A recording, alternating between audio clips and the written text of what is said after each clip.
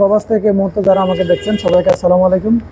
আসলে আমার এই বড় ভাইটাকে নিয়ে আমি একটা লাইভ করছি, তো বড় ভাই কিছু আগ্রহ প্রকাশ করছে যে আপনাদের উদ্দেশ্যে কিছু কথা বলবে। উনি কথা বলবে এই বিষয়ে, যেহেতু আমাদের দেশে বর্তমানে ভিক্ষুকের সংখ্যা বেড়ে গেছে, সেক্ষেত্রে মানে হাত পা থাকা সত্ত্বেও তারা কাজকর্ম না করে কর্ম না করে ভিক্ষা করার জন্য পেশাটা বেছে নিছে। সেক্ষেত্রে আমার বড় ভাইয়ের অবস্থান থেকে বড় ভাই কিছু কথা বলবে আপনাদের সম্পর্কে, আপনাদের উদ্দেশ্যে। আসসালামু আলাইকুম।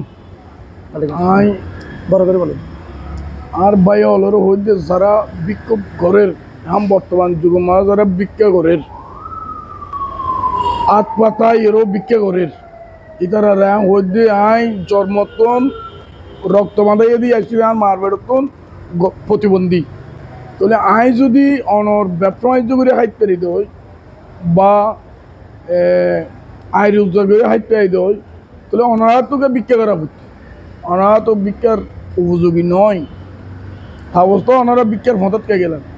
এই আনতন ওনারা কি জঙ্গই দূরে সরিয়ে জঙ্গই আল্লাহ রহমতে ভিক্ষা করানো করে একখান ফানার তালি লিয়ে বলি বা একশো সালানা মালিক তো আল্লাহ, আল্লাহ সালানা মালিক আল্লাহ। আল্লাহ একখান ফানার তালিলি বলি 100 সোয়ারি 100 ফান 10 সোনা এটা 500 100 বেচা ইনশাআল্লাহ। কম গিয়ে তো 200 টিয়া বেচা তো 100 টিয়া সারা দিন ভর মিলি তুই ভিক্ষা করি 9 300 টিয়া। এটা তো কম সারা সতরে না, এত কম দেয়া লাগতেছে না।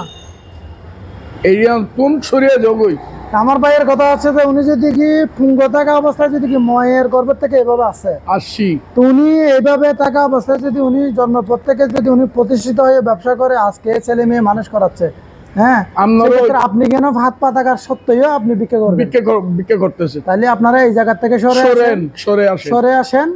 আমার ভাইয়ের মতো কর্মজীবী হন। ইনশাআল্লাহ ইনশাআল্লাহ ইনশাআল্লাহ আল্লাহ তাআলা অবশ্যই আপনার রিজিকের দরজা খুলে দেবেন। ধন্যবাদ সবাইকে। আসসালাম।